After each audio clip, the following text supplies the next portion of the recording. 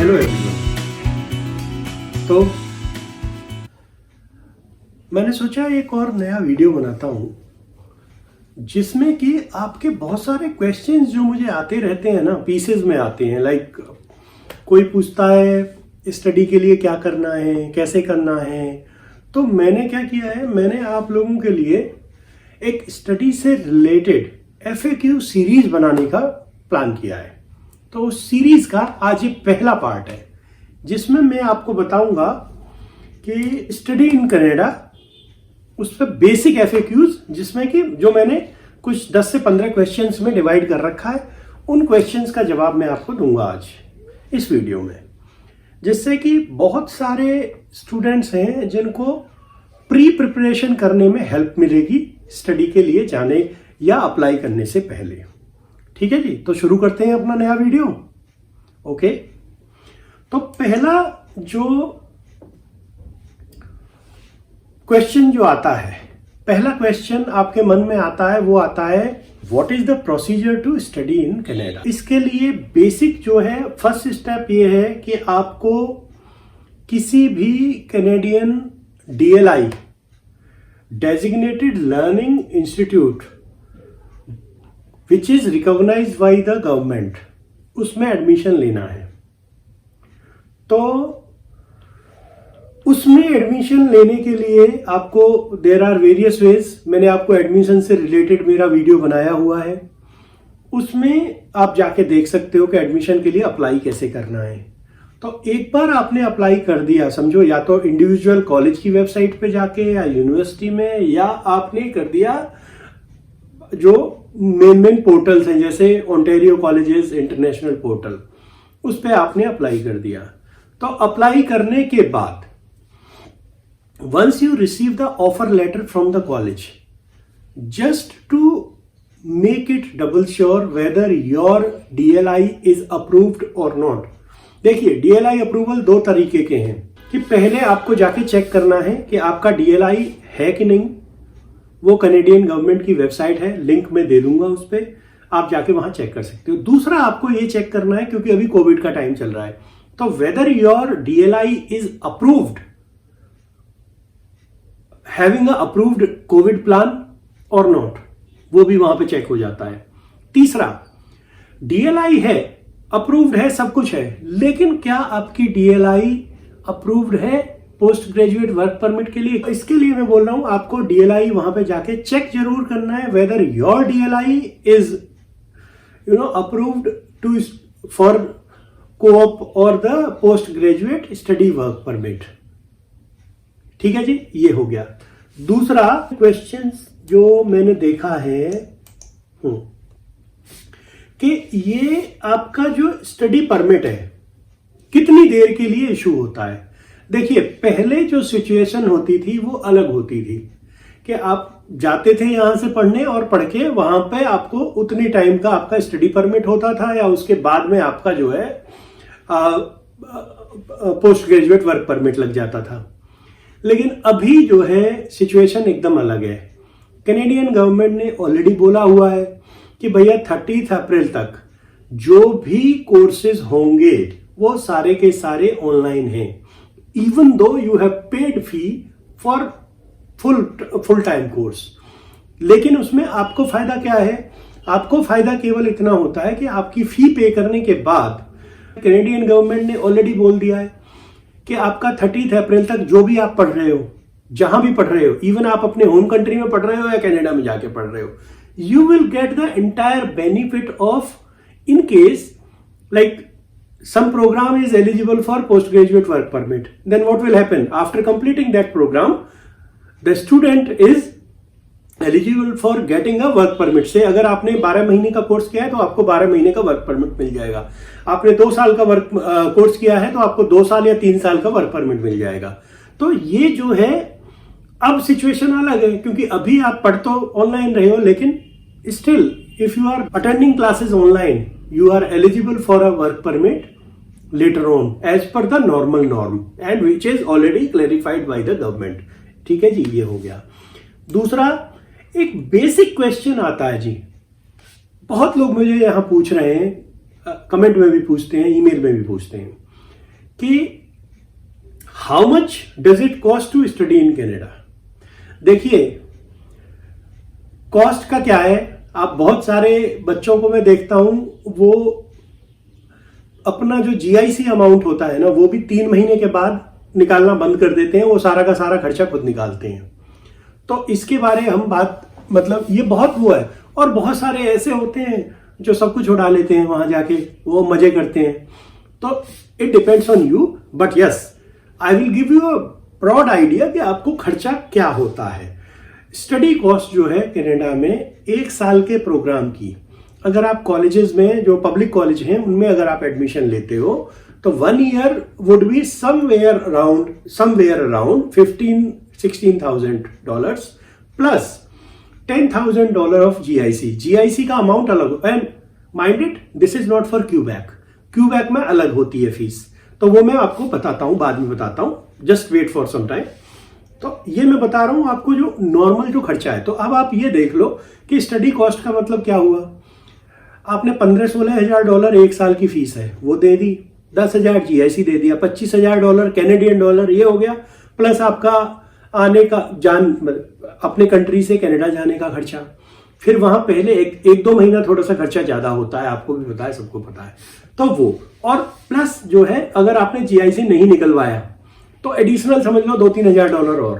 तो अगर आपको 15, 10, 25 और 3, 28 $28,000 के आसपास जो है आपका खर्चा आना ही आना है। तो ये आप समझ के रख लो। तो जब भी आप वीजा के लिए अप्लाई कर रहे हो, पहला, अगर आपने एसडीएस स्कीम में नहीं किया है, normal visa, student visa apply कर रहे हो, तो आपको क्या करना है। नॉर्मल स्टूडेंट वीजा अप्लाई करने से पहले कुछ चीजें आपको ध्यान रखनी है।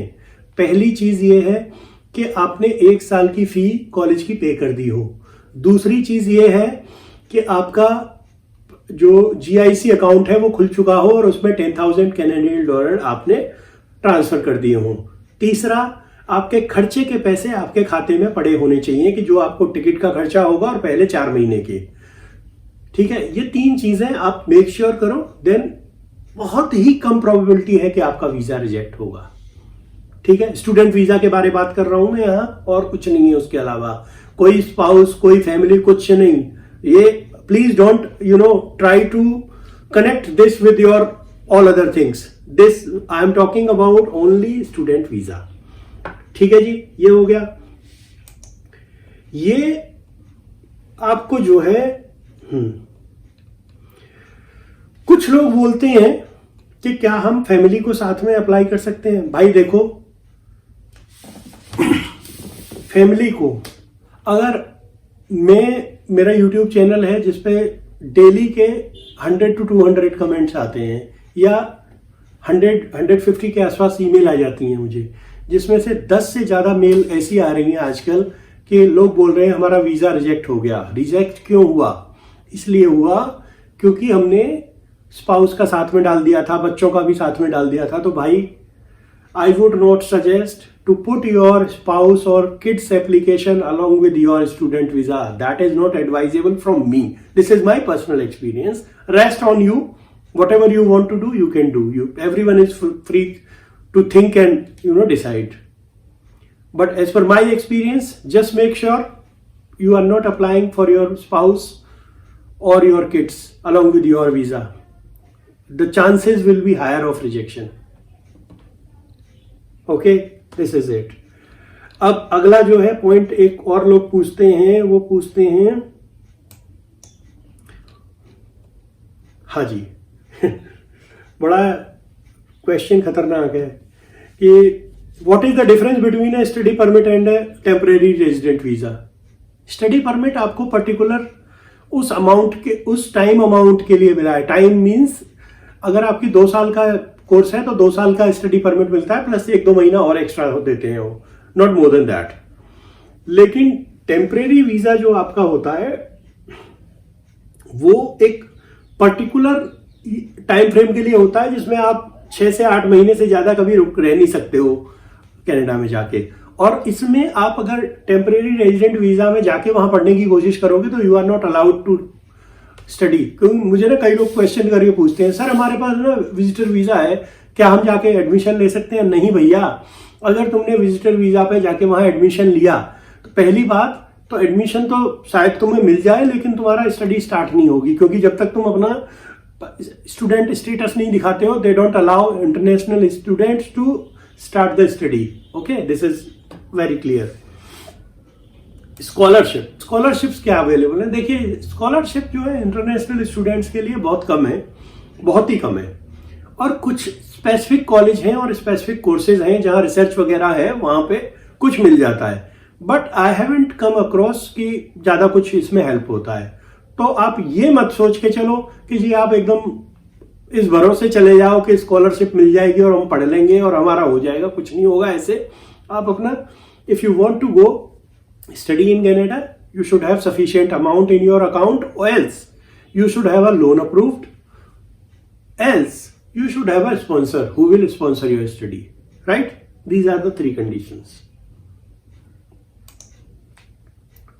हाँ जी, एक और क्वेश्चन बहुत लोग पूछते हैं कि IELTS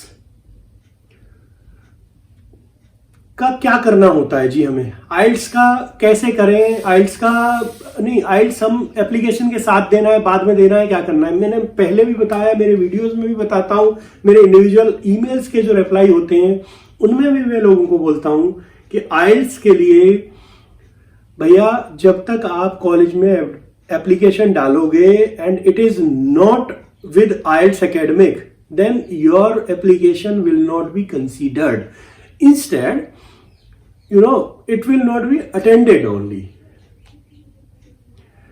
तो उसमें क्या होता है, कुछ लोग बोलते हैं नहीं सर ऐसे बिना आइल्स के भी होता है भैया, बिना आइल्स के होता है। उन कॉलेजेस में होता है, 1 या 2 कोर्सेज होते हैं जिसमें आपको पहले 6 महीने वो इंग्लिश पढ़ाते हैं, जिसके पैसे चार्ज करते हैं। तो why don't you do it here only and get your IELTS report and then go properly. तो देयर आर फ्यू कोर्सेज, वो भी अंडर ग्रेड कोर्सेज होते हैं, जिसमें वो बोलते हैं कि हम जो है 6 महीने आइल्स का एक पेपर देंगे, मतलब इंग्लिश का पेपर होगा जो कि आपको पास करना होगा, then only we will start your actual study. तो क्यों वहां इतनी महंगी जाके खाली अंग्रेजी पढ़ने जाने के लिए तुमको वहां पे जाके पढ़ना है? मत पढ़ो भाई, इधर ही खत्म करो पहले और फिर अप्लाई करो, राइट? तो दूसरा जो है, हाँ, आइल्स से रिलेटेड एक और क्वेश्चन बहुत ज्यादा पूछते हैं लोग कि क्या होना चाहिए। देखिए, बेसिक थंब रूल ये है कि जो अंडर ग्रेजुएशन वाले जो कोर्सेज हैं उनमें आपको बैंड 6 तक आराम से चल जाता है। बैंड 6 अगर है तो you will get admission. But अगर पोस्ट ग्रेजुएशन कोर्सेज हैं तो बैंड 7 चाहिए, नॉट लेस देन 6 भी कम, बहुत कम कॉलेजेस हैं जो एक्सेप्ट करते हैं, वरना तो बोलते हैं 7.5 एंड 6.5। ठीक है, अगर आपने MBA वगैरह करने जाना है तो यू टेक इट कि आपको 7 से ऊपर का बैंड चाहिए, then only you will be allowed to enter, like then only your application will be addressed, that's it. Okay, कुछ लोग ये पूछते हैं बायोमेट्रिक स्टूडेंट्स के लिए चाहिए। हाँ भैया, बायोमेट्रिक किसी भी वीजा के लिए चाहिए, बायोमेट्रिक जरूरी है, चाहिए ही चाहिए। हाँ, तो एक और क्वेश्चन पूछते हैं लोग। हाँ, मेरे पास पीछे ना बहुत सारे, मैंने एक वीडियो बनाया था जिसमें कि मैंने बताया था कि बायोमेट्रिक के बाद आपको क्या कराना है, कैसे कराना है, बायोमेट्रिक के बाद जल्दी कैसे चांसेस हो सकते हैं आपका पासपोर्ट रिक्वेस्ट आने के लिए। उस पर कई लोगों ने बहुत सारे क्वेश्चन भी किए। ठीक है, मैं like everyone has their own perspective, लेकिन मैं आपको फिर से बताना चाहता हूं बायोमेट्रिक जरूरी है। बायोमेट्रिक के साथ साथ एक और चीज बहुत जरूरी है जो शायद कई बच्चे छोड़ देते हैं गलती से, वो होता है आपका PCR। PCR is police clearance report. वो आप पहले ही करा के एप्लीकेशन के साथ दे दो तो बढ़िया रहता है। तो आपका बाद में PPR आने के लिए, बायोमेट्रिक के बाद PPR आने के में टाइम नहीं लगता, क्योंकि अगर आपकी पुलिस क्लियरेंस रिपोर्ट ऑलरेडी हुई पड़ी है तो वो पासपोर्ट ऑफिस से होती है, उसका एक अलग प्रोसेस है। उस पर मैं एक आपको वीडियो बना दूंगा which you can refer later on. हाँ जी, कुछ लोग पूछ रहे हैं कि हाँ, study permit required for short courses. Short courses देखिए, अगर आपका छोटा कोर्स है 6 महीने से कम का तो उसके लिए नहीं चाहिए, लेकिन उसका आपको कोई फायदा नहीं है ना। 6 महीने से कम का कोर्स करके क्या करोगे भाई? पैसा ही खर्च करोगे बस. I would not suggest to do a short course. Okay.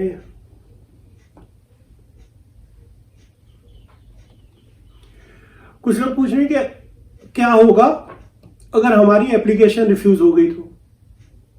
अगर आपकी एप्लीकेशन रिफ्यूज हो जाती है वीजा ऑफिस से या एम्बेसी से, सॉरी, तो उसमें केस में क्या है, आप रीअप्लाई कर सकते हो विद प्रॉपर जस्टिफिकेशन कि आपका रीजन क्या था और उसका आपने रिजोल्यूशन क्या किया है.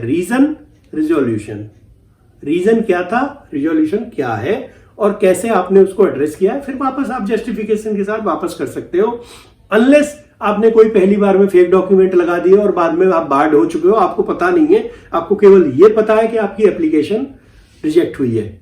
नहीं, अगर एप्लीकेशन रिजेक्ट हुई है नॉर्मल रीजन पे तो आप रीअप्लाई करो. अगर बार्ड हो गए हो तो फिर मत करो, क्योंकि फिर कुछ नहीं होता है. कुछ लोग पूछ रहे हैं is it possible to work during studies. मैंने आपको पहले ही बताया वीडियो के शुरू में, आपको DLI देखना है कि वेदर दे अलाउ और नॉट. अगर वो अलाउ करते हैं तो स्टूडेंट जो है अपनी स्टडी के साथ साथ 20 घंटे पर week, 20 hours per week they can work part time. अगर वो इन कैंपस काम करते हैं तो इन कैंपस का आपको पहले ही स्टडी परमिट पे लिखा हुआ होता है. इन कैंपस अगर आप काम करते हो तो आप उसमें फिर आवर्स की कोई रेस्ट्रिक्शन नहीं होती है. इन कैंपस मतलब आप टीचिंग असिस्टेंट हो जाते हो या कोई और लाइब्रेरियन हो जाते हो या और किसी और डिपार्टमेंट में विद इन द कॉलेज और the university you get a job, part time job और full time job, then you can continue.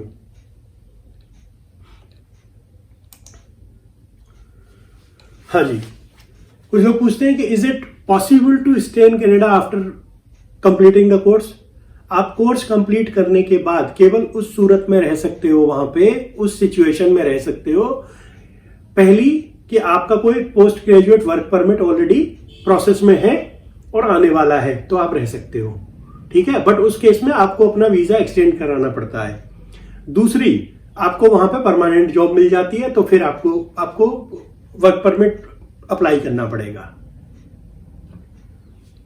ठीक है. तो वही पोस्ट ग्रेजुएट वर्क परमिट अगर आपके पास आ जाता है या आपने अप्लाई कर दिया है तो आप वहां पे रह पाओगे. हाँ जी, मुझे हंसी आती है. मेडिकल एग्जाम के बारे में पूछ रखा है कई लोगों ने, तो मैंने कहा मेडिकल एग्जाम, देखिए ये 3 चीजें ना बहुत जरूरी है. मेडिकल एग्जाम हो गया आपका, बायोमेट्रिक हो गया और पुलिस क्लियरेंस रिपोर्ट हो गई. ये वीजा के लिए 3 चीजें जरूरी होती हैं. ऐसे ही कॉलेज के लिए ट्रांसक्रिप्ट हो गई, IELTS एकेडमिक हो गया, ये दोनों चीजें जरूरी है. और वीजा के लिए जरूरी क्या है, प्रूफ ऑफ फंड चाहिए और आपको GIC अकाउंट चाहिए. ये मेजर चीजें ये हैं. ये बार बार घुमा घुमा के पूछने और बताने से कोई फर्क नहीं पड़ता है. एक क्वेश्चन मुझे लोगों ने पूछा है, student changes institution, what will happen to him. आपको देखिए स्टडी परमिट अगर एक बार मिल गया है तो उसमें ज्यादा बदलाव तो मतलब नहीं होगा, लेकिन आपको फिर भी इमिग्रेशन डिपार्टमेंट को बताना है कि आपका कॉलेज चेंज हो गया, लेकिन आपका ड्यूरेशन चेंज हो गया तो ऑब्वियसली आपको तो रीअप्लाई करना पड़ेगा वहां जाके और बताना पड़ेगा कि ये मेरा नया लेटर है और ये मैंने कॉलेज चेंज किया था, क्या रीजन था, कैसे किस सिचुएशन में मैंने चेंज किया और अब ये मुझे मेरा नया कोर्स के खत्म होने की तारीख ये है तो इसलिए मुझे चाहिए, ठीक है. स्पाउस के बारे में पहले ही बोल चुका हूं कि आपको स्पाउस और किड्स को अपनी एप्लीकेशन में नहीं डालना चाहिए, बाकी आपकी मर्जी है. अब once you are there and you get your study permit, then you can probably look for applying there application, applying for there. कुछ लोग कहते हैं हम प्री स्टडी विजिट पे जा सकते हैं. जा तो सकते हो, लेकिन विजिटर वीजा अप्लाई करके जाना पड़ेगा, खर्चा करना पड़ेगा. एप्लीकेशन हम वीजा की पहले ही डाल दें क्या, बाद में फिर डॉक्यूमेंट डालते रहेंगे. तो भाई वीजा एप्लीकेशन एक बार में चाहे 10 दिन वेट कर लो, पूरे डॉक्यूमेंट के साथ डालना है, क्योंकि अगर एक बार आपका रिफ्यूजल आ गया तो दोबारा में थोड़ी मुश्किल होती है. तो make sure you have all the documents collected first, then you apply for the visa.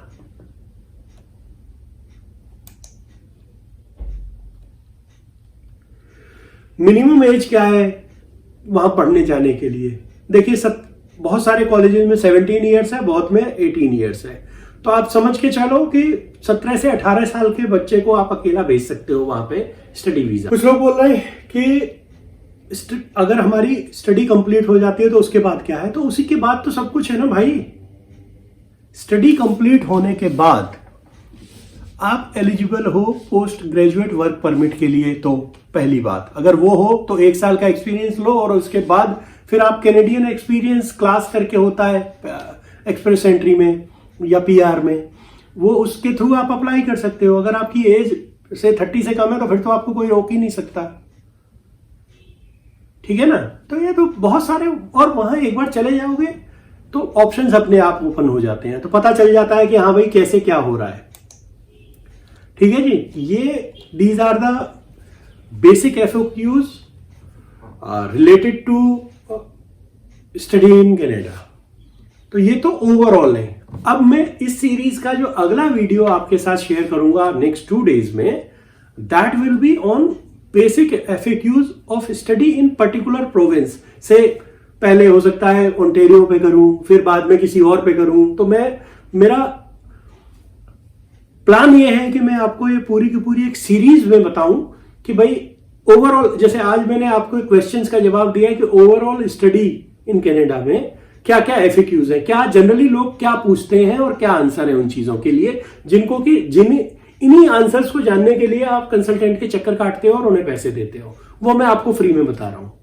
दूसरे, अब जो लोगों ने ये देख लिया, अब अगले बार में आप पूछोगे नहीं सर हमें अगर पर्टिकुलरली से क्यूबेक में जाके पढ़ना है या ओंटारियो में जाके पढ़ना है, तो फिर उसके लिए मैं इस सीरीज में अगले जो वीडियोस आएंगे आपको वो particular province wise, then we will share those videos.